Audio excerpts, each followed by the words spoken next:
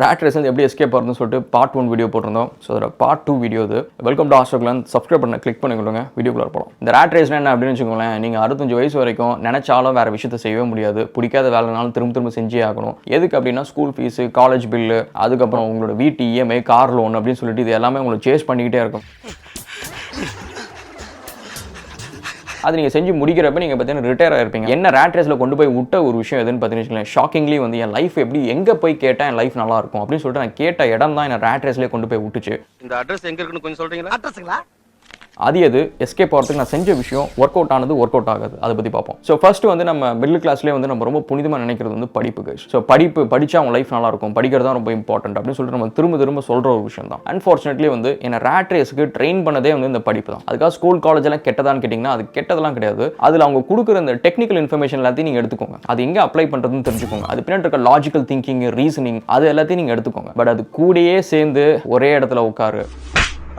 நீங்க வந்து பாத்தீங்கன்னா வருஷம் உங்களுக்கு சிலபஸ் மாறுங்க. பிசிக்ஸ், கெமிஸ்ட்ரி, மேக்ஸ் எல்லாம் மாறும். ஆனா அந்த டீச்சர்ஸ் வந்து உங்களை ஒரு சில விஷயத்துல உங்களை பழக்கப்படுத்துவாங்க. அந்த பழக்கம் மட்டும் நீங்க எந்த ஸ்கூலு, எந்த கிளாஸ், எந்த டிகிரி எங்க படிச்சாலும் சரி ஒரே மாதிரி இருக்கும். அதாவது ஒரே இடத்துல உட்காரு, எந்திரிச்சு போகாத. இன்ட்ரோல் பிரேக்ல மட்டும் தான் நீ ஒண்ணு போகணும்.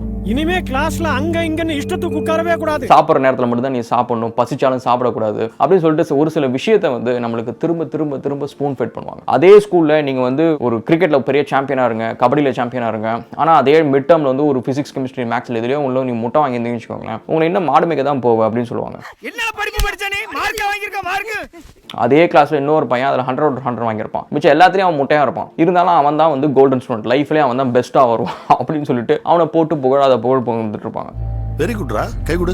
ஸோ இது எல்லாமே பார்த்தீங்கன்னு வச்சுக்கோங்களேன், உங்களுக்கு வந்து இன்டெரக்டாக வந்து சப்கான்ஷியஸ்லி வந்து உங்களுக்கு கொஞ்சமாக வந்து இந்த வேம்பயர் கடிச்சு இப்படி வேம்பயர் ஆகுமோ அந்த மாதிரி வந்து ரேட் ரேசர் கடிச்சு உங்களை ரேட் ரேசர் ஆகிடுவாங்க. அண்ட் நம்மளும் வந்து இதை புரியாமலே வந்து ஸோ இப்படி செஞ்சாதான் கரெக்ட் அப்படின்னு சொல்லிட்டு ஒரு ஸ்டேட்டுக்கு வந்துடும். இல்லைன்னு வச்சுக்கோங்களேன், ரெக்கார்ட் நோட் சப்மிட் பண்ணுறப்ப ப்ரெஷர் பண்ணுவாங்க. அண்ட் ஸ்கூலுக்கு அட்டெண்டன்ஸ் லேட்டாக வந்து அங்கே ப்ரெஷர் பண்ணுவாங்க. அவங்க சொன்னதை உள்ளார வாங்கிட்டு நம்ம ரேட் ரேசர் ஆகலன்னு வச்சுக்கோங்களேன், நம்மளை எல்லா இடத்துலையும் நெருக்கடி பண்ணி கொண்டு போய் விட்டுருவாங்க கடைசி அந்த இடத்துல. That's first thing. அந்த இடத்துல நம்ம கொஞ்சம் காஷியஸா இருக்கணும். அண்ட் செகண்ட் வந்து எமோஷன்ஸ் கைஸ். நம்ம நிறைய நேரம் வந்து இந்த டைரக்ஷன்ல போறோம் அப்படின்னு சொல்லிட்டு போறப்ப நம்ம வந்து அசைக்கிறதுக்கான சக்தி அப்படின்னு பார்த்தீங்கன்னு வச்சுக்கோங்களேன், நம்ம எமோஷனலா வந்து அட்டாக் பண்றது தான் ரொம்ப ஈஸியான ஒரு விஷயம். நம்மளை கோவப்படுத்தினா நம்ம வந்து போகணுன்ற டைரக்ஷனை மறந்துட்டு இல்லை சண்டை போட்டுட்டு இருப்போம். யாராவது ஒருத்தன் வந்து விஜய் அஜித் பெஸ்ட்னு சொல்லி பேசி நம்மள்ட்ட ஆர்கியூ பண்ணி நம்ம டைம் வேஸ்ட் பண்ணிட்டு இருப்போம். தலைவன் தளபதி சேர்ந்து நடிச்சா எப்படி இருக்கும்?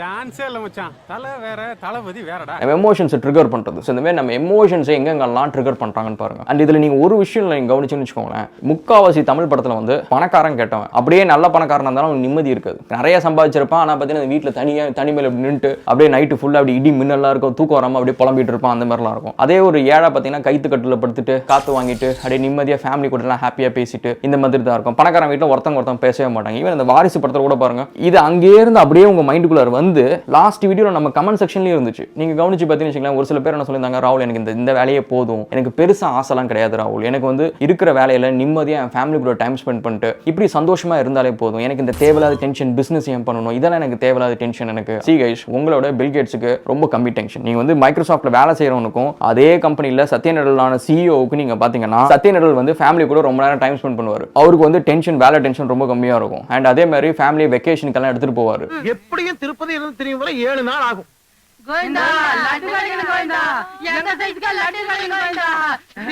இந்த ஸ்கூலுக்கு வந்து ஃபீஸ் கட்டணும், காலேஜுக்கு ஃபீஸ் கட்டணும், மெடிக்கல் எக்ஸ்பென்ஸ் அப்படின்ற ஒரு கவலையே கிடையாது. லைஃபை அவங்க பெட்டரா வாழ்வாங்க. அதனால நீங்க எப்பயாவது வந்து இந்த தமிழ் படத்துல மெலடி மியூசிக்கோட இந்த பணக்காரனுக்கு சந்தோஷமே இல்லை, ஏழைக்கு தான் சந்தோஷம், ஏழைங்க வந்து ஃபேமிலி கூட இருக்கிறாங்க அப்படின்றது நீங்க பாத்தீங்கன்னு வச்சுக்கோங்களேன். கோவிட் வரதுக்கு முன்னாடி இருந்து நான் ஒர்க் ஃப்ரம் ஹோம்ல இருக்கேன். காலையில இதே தெருவில் லெட்ஸ் சே ஃபார் எக்ஸாம்பிள் ஒரு 7 மணிக்கு இங்க இருக்கிறவங்க எல்லாம் வேலைக்கு கிளம்பி போயிடுவாங்க. எப்ப அப்பனா 5 மணிக்கு எந்திரிச்சு குளிச்சுட்டு 7 மணிக்கு ட்ரெயின் ஸ்டேஷனுக்கு போய் அங்க நின்று வேலைக்கு போயிடணும். நான் 7 மணிக்கு எந்திரிச்சு ஜிம்முக்கு போயிட்டு ஜிம்ல இருந்து வந்து பசங்களை ஸ்கூல்ல விட்டுட்டு திரும்ப வந்து ஒரு படமோ கொஞ்ச நேரம் கேமோ விளையாண்டுட்டு வேலையை ஆரம்பிச்சுட்டு அதுக்கப்புறம் மத்தியானம் திரும்ப பசங்களை ஸ்கூல்ல இருந்து கூட்டு வந்துட்டு அதுக்கப்புறம் மீட்டிங் எல்லாத்தையும் வந்து வீட்லயே பண்ணுவேன். நான் நிறைய நேரம் டைம் ஸ்பெண்ட் பண்றேன்னா இல்ல டிபிக்கலா மிடில் கிளாஸ் ஸ்பெண்ட் பண்றாங்களா? அந்த ஒரு பப்ளிக் டிரான்ஸ்போர்ட்ல போயிட்டு வருது, ஆபீஸ்ல இல்லாத பாலிடிக்ஸ், டென்ஷன் இதெல்லாம் எனக்கு கிடையாது கைஸ். அதுல இருக்கிற ஸ்ட்ரெஸ், அதுல இருக்கிற டென்ஷன் வந்து இதை விட ரொம்ப கம்மி. And also the rewards much higher. நீங்க கவனிச்சு பாருங்க, மைக்ரோசாஃப்ட், ட்விட்டர் இது எல்லாத்துலயும் வந்து ஆயிரக்கணக்கான பேர் வேலைக்கு அமிச்சாங்களே, அதுல எத்தனையோ பேர் வந்து 10 வருஷம் 12 வருஷம் வேலை செஞ்சவங்க. அதே அந்த 10 வருஷம் 12 வருஷத்தை நான் ஏன் கம்பெனியில் ஒர்க் பண்ணி போட்டிருந்தேன் அப்படின்னா என் கம்பெனி நிறைய இன்கம் வந்துருக்கும். ஒரு 5-6 வருஷத்துக்கு முன்னாடி நான் வாங்கின கார் ஜாக்வர் கார், இப்போ வச்சிருக்கிற பைக் BMW பைக். ஸோ அது எங்கே இருந்து வந்துச்சு? நான் யாருக்கோ வேலை செஞ்சு வரல, எனக்காக வேலை செஞ்சு என் கம்பெனி உருவாக்கி என் கம்பெனி இன்கம் தருது. 1லேருந்து 4 கம்பெனி ஆயிடுச்சு. This is bullshit. உங்கள்ட்ட வந்து யாராவது வந்து இந்த மாதிரி பணக்கார நிம்மதி இல்லை, ஏழைக்கு நிம்மதி இருக்கு, இந்த கதை விட்டானா அதை நம்பாதீங்க. இந்த போதும் என்ற மனமே பொன் செய்யும் மருந்து, கழுத்துக்கு மேல காசு போச்சுன்னா நிம்மதி இருக்காது அப்படின்னு சொல்றவங்க எல்லாருமே காசு யாருமே கொடுத்தது இல்லை. So B clear. And next வந்து பார்த்தீங்கன்னா உங்களை யார் வளர்க்குறான்றது ரொம்ப இம்பார்ட்டன்ட். ஸ்கூலில் டீச்சர்ஸ், வீட்டில் பேரண்ட்ஸ், ஃப்ரெண்ட்ஸ், ரிலேட்டிவ்ஸ், இந்த மாதிரி ஒவ்வொருத்தவங்களும் உங்கள்கிட்ட பேசுறப்ப பழகிறப்ப அவங்கள்ட்ட சில விஷயத்தை நீங்கள் இன்ஸ்பயர் ஆவீங்க. அவங்க செய்யற விஷயம், பழகிற விஷயம், பேசுற விஷயம், அந்த மாதிரி ஒரு சில விஷயத்தில் அது எல்லாமே உங்கள்கிட்ட நீங்கள் அடாப்ட் பண்ணி உங்களை நீங்கள் அந்த மாதிரி வளர்க்க ஆரம்பிப்பீங்க. இதுலேருந்து நீங்கள் எவ்வளோ விஷயத்தினாலும் பார்க்கலாம், எவ்வளோ விஷயத்தினாலும் கேட்கலாம். இதுலேருந்து எந்த விஷயத்தை நீங்கள் அக்செப்ட் பண்ணுறீங்க, எந்த விஷயத்தை நீங்கள் புரிஞ்சுக்கிறீங்க, எந்த விஷயம் உங்களுக்கு பிடிக்குது அப்படின்றதுக்கு பார்த்தீங்களா உங்க மைண்ட் செட் அங்க என்னத்தை யோசிக்குது அப்படின்றத கவனிங்க. சில பேர் வந்து என் கூட இருந்த சில ஃப்ரெண்ட்ஸ் நான் தம்மு தண்ணி அடிச்சது கிடையாது, ஆனா என் கூட இருந்த friends 8th standard 9th standard வரைக்கும் தம் அடிக்காதவங்க தம் அடிக்க ஆரம்பிச்சான். எதுக்கு அதை அடிக்கிறோம்? ஸோ அப்போ எதை வச்சு அவன் இன்ஃப்ளூயன்ஸ் ஆகிறான்? ஏன்னா நம்மள வந்து நம்ம வளர்க்குறது வந்து கடைசியாக நம்ம தான். பேரண்ட்ஸ் வந்து நம்மள்ட்ட 1000 விஷயம் சொல்லலாம், அவங்கள ஃபோர்ஸ் பண்றதுக்காக நம்ம சில விஷயம் செய்யலாம். பட் நம்ம ஆக்சுவலாக நம்மள பழகிக்கல. நம்ம வந்து முடிவெடுத்து சரி ஓகேப்பா காலை நான் 5 மணிக்கு எந்திரிக்கிறேன் அப்படின்னு சொல்ற முடிவெடுத்து செய்யறோம் பார்த்தீங்களா, அதுதான் நம்ம ஜிம்முக்கு ரெகுலராக போகணும் முடிவெடுத்து நம்ம போறோம் பாருங்க. அதெல்லாம் நம்ம வளர்க்குறது. நம்ம அப்பா அம்மாவோ இல்லை ஃப்ரெண்ட்ஸோ யாரோ ஒருத்தவங்க பிடிங்க எடுத்து 4 நாள் போகலாம், லைஃப் லாங்லாம் ஒரு விஷயத்தை செய்ய முடியாது.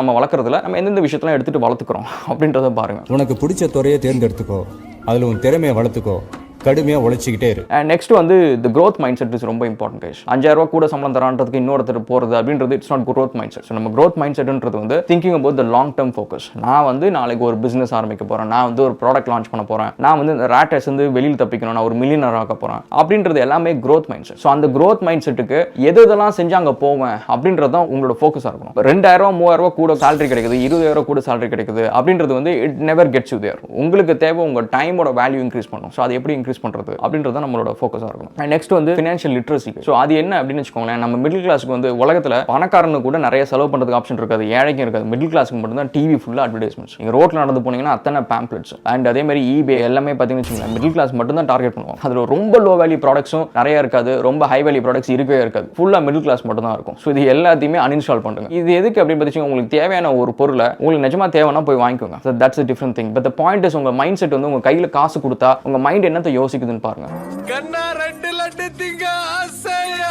என்ன செலவு பண்ணலாம்னு யோசிக்குதா, இதை எப்படி இன்வெஸ்ட் பண்ணலாம், இதை எப்படி டபுள் ஆக்கலாம்னு யோசிக்குதா அப்படின்னு சொல்லிட்டு பாருங்க. ஏன்னா பணக்காரன் இதை தான் யோசிப்பான். நம்மளுக்கு காசு கொடுத்தோன்னே ஐஃபோன் வாங்கணும், ஒரு கார் வாங்கணும், பைக் வாங்கணும் அப்படின்னு சொல்லிட்டு நம்ம யோசிக்கிறோம் அப்படின்னா mind set is not growth mindset. நம்மளுக்கு ஒரு ஃபினான்ஷியல் லிட்ரஸி பத்தலன்னு அர்த்தம். ஸோ அதை நம்ம அக்செப்ட் பண்ணிட்டு அதை ஃபிக்ஸ் பண்ணுறதுக்கு என்ன பண்ணுமோ அதை பண்ணணும். அண்ட் நெக்ஸ்ட் வந்து greed ஃபாலோவே பண்ணாதீங்க. எனக்கு அடிக்கடி வர மெசேஜ் என்னன்னா, ராகுல் இந்த ஸ்கீமில் போட்டால் எனக்கு இவ்வளோ காசு வருது, இந்த MLM இருக்கு, அது இருக்கு, இது இருக்கு, கிரிப்டோவில் அதை போடலாமா, இதை பண்ணலாமா. ஒரு குருட்டுத்தனமா அவங்க சொல்றதுக்கு பின்னாடி அவங்க எதை யோசிக்கிறாங்க அப்படின்னா, இதுல போட்டா எனக்கு இவ்வளோ காசு வரும், இந்த தண்ணியை டெய்லி ஒரு துளி தண்ணியில கலந்து குடிச்சேன், இப்போ என்னுடைய கரங்கள் இரும்பு மாதிரி ஆயிருச்சு, இதில் போட்டால் எனக்கு இவ்வளோ நேரத்தில் இவ்வளோ காசு வந்துடும் அப்படின்னு சொல்லிட்டு இந்த மாதிரி ரொம்ப ஒரு சின்ன ஒரு கிரீடை ஃபாலோ பண்ணுறாங்க. கிரீடை ஃபாலோ பண்ணால் லாபமே அடைய முடியாது, நஷ்டத்தில் தான் கொண்டு போய் விடும். ஏன்னா உங்களோட கிரீடு தான் வந்து இன்னொருத்தனோட முதலீடு. ஒரு ஃபினான்ஷியல் கம்பெனி ஆரம்பிக்கிறவனுக்கு வந்து அதிக வட்டின்னு சொல்கிறவன் வந்து அவனோட முதலீடு வந்து நான் எங்கேயோ பணம் பண்ணி நிறைய பணம் வரும், அதில் நான் வந்து இவ்வளோ வட்டி கொடுக்குறேன் அப்படின்ற கால்குலேஷன் இல்லை. வட்டி இவ்வளோ போட்டால் இத்தனை பேர் பேராசையோட வருவான், அத்தனை பேர்ட்டு இவ்வளோ அமௌண்ட் வாங்குவேன் அப்படின்றது தான் ஃபினான்ஷியல் மாடல். ஸோ உங்களோட கிரீட் இன்னொருத்தனோட இன்வெஸ்ட்மெண்ட். ஸோ நீங்கள் அந்த தப்பை நீங்கள் பண்ணவே பண்ணாதீங்க. அண்ட் அதே மாதிரி வந்து லேசியான வழியில் பணக்காரன் ஆகணும் அப்படின்றத யோசிக்காதீங்க. எனக்கு ஏன் வந்து சில பேர் வந்து நான் ட்ரேடிங் கற்றுக்க போகிறேன் அப்படின்றப்ப எனக்கு ஏன் அது வந்து ஒரு பெரிய விஷயம் என்கரேஜ் பண்ணுறது இல்லைன்னா, நான் நிறைய ட்ரேடிங் பண்ணுவேன் கைஸ்.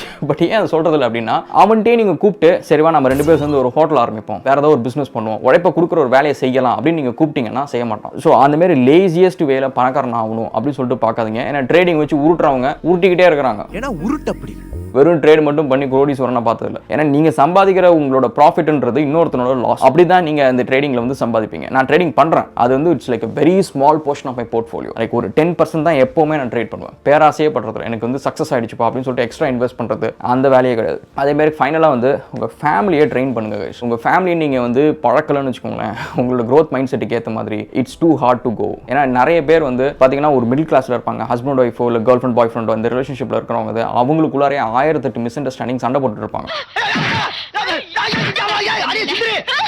அப்படி சண்டை போட்டு என்னங்க அச்சீவ் பண்ணுறாங்க அப்படின்னு தெரிஞ்சுங்களா, ரொம்ப பெருசாக கிடையாது. அவங்க 2 பேரும் ஒன்றா சேர்ந்து ஆப்போசிட்டில் இருக்கிற இந்த பண கஷ்டம் இந்த பிரச்சனையெல்லாம் சண்டை போட்டாங்கன்னு வச்சுங்களேன், லைஃப்பில் 2 பேருமே நல்லா வரலாம். அதை செய்ய மாட்டாங்க. இவங்களுக்குள்ளாரையே பொழுது சண்டை போட்டுட்டு டைம் வேஸ்ட் பண்ணுறது. ஸோ இதுக்கு ஃபண்டமெண்டலாக ஒரு ரீசன் என்னன்னா, ஒரு 25 வயசு ஆயிடுச்சா 22 வயசு ஆயிடுச்சா அதுக்கப்புறத்துல வந்து அப்பா அம்மா எல்லாத்தையுமே வந்து யூ ஹாவ் டு ட்ரெயின். அந்த ட்ரெயின் பண்ணுறப்ப பிரச்சனை ஃபேமிலிஸில் ஃபர்ஸ்ட் இனிஷியலாக வரும். நிறைய சாக்ரிஃபைஸ் பண்ணணும். அண்ட் ஃபேமிலி கூட வந்து சில சமயம் போக முடியாத சுச்சுவேஷன் இருக்கும், அது செய்யணும். அண்ட் சில நேரம் வந்து அவங்க கோச்சிக்கிட்டாங்க அப்படின்னா நம்ம அதை சமாதானப்படுத்துறதுக்கு நம்ம மாறக்கூடாது. நிறைய விஷயம் இருக்கு. But the point is like உங்களோட டைமை உங்கள் ஃபேமிலி அண்ட் ஃப்ரெண்ட்ஸ் வந்து வேல்யூ பண்ணணும். ஸோ அந்த வேல்யூ பண்ணாத வரைக்கும் உங்கள் டைம் உங்களுதே கிடையாது. யார் வேணாலும் வந்து உங்களுக்கு படத்துக்கு கூட்டு போவாங்க, அவங்களுக்கு போர் அடிச்சா உட்காந்து உங்கள்கிட்ட பேசிட்டு இருப்பாங்க, நீங்கள் ஃப்ரீயாக இருக்கீங்களான்னு யாருமே கேட்க மாட்டாங்க. இது எல்லாமே வந்து டைம் வந்து which can put it towards your growth. அந்த growth டைம் தான் எடுத்து நீங்கள் சாக்ரிஃபைஸ் பண்ணுறீங்க. So think about it guys. We'll catch up again in another video. Thank you so much and cheers.